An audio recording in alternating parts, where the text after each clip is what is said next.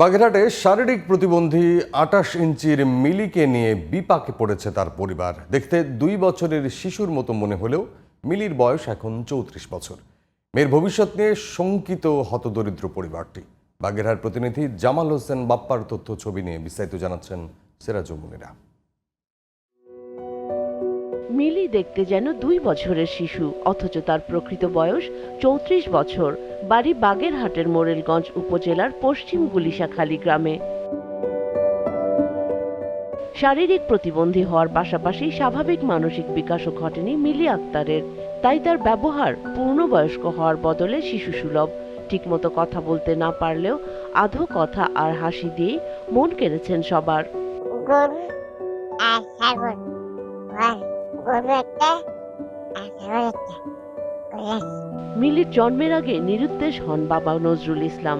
টানাপোড়েনের সংসারে বহু কষ্ট আর যুদ্ধ করে বিশেষ প্রতিবন্ধী ও দ্বিতীয় কন্যা সন্তান মিলিকে লালন পালন করছেন মা ফরিদা ইয়াসমিন।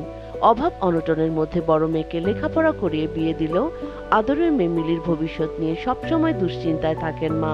আমরা তো সারা জীবন আর বেঁচে থাকবো না, এর তো একটা ভবিষ্যৎ আছে, একটা জীবন আছে। সরকারের কাছে এইটাই আমার অনুরোধ, আবেদন, যে যাতে আমার এই মিলির একটা ভবিষ্যৎবাণী তার কাছ থেকে পাইতে পারি। মাঝে মাঝে আমি ওরে দেখি একা একা বইসা হাসতেছে, আবার মাঝে মাঝে দেখা যায় যে সময় মন খারাপ হয়ে যায় একা একা কান্দে বসে বসে। এবার মিলিকে সহযোগিতার আশ্বাস দিয়েছেন উপজেলা প্রতিবন্ধী বিষয়ক কর্মকর্তা। এই যে বাচ্চাটা এ আসলে চিকিৎসাযোগ্য না। জাতীয় প্রতিবন্ধী উন্নয়ন ফাউন্ডেশন থেকে যদি কোনো আর্থিক সহযোগিতা আসে তো সেটা আমরা দেওয়ার জন্য চেষ্টা করব। প্রতিবন্ধী হিসেবে দেয়া সুযোগ সুবিধার আওতায় মিলিকে আনা হবে বলে জানান এই উপজেলা নির্বাহী কর্মকর্তা। সরকারি সুযোগ সুবিধা যেগুলো আছে তার আওতায় তাকে নিয়ে আসার জন্য এবং তার খোঁজ খবর নিয়েই আমরা এটা আসলে সিদ্ধান্ত নিব যে তাকে কিভাবে আমরা সহায়তা দিতে পারি। সরকারের পাশাপাশি সমাজের বিত্তবানদের সহযোগিতায় ঘুরে দাঁড়াবে দরিদ্র এই পরিবারটি, এমনটাই প্রত্যাশা সবার।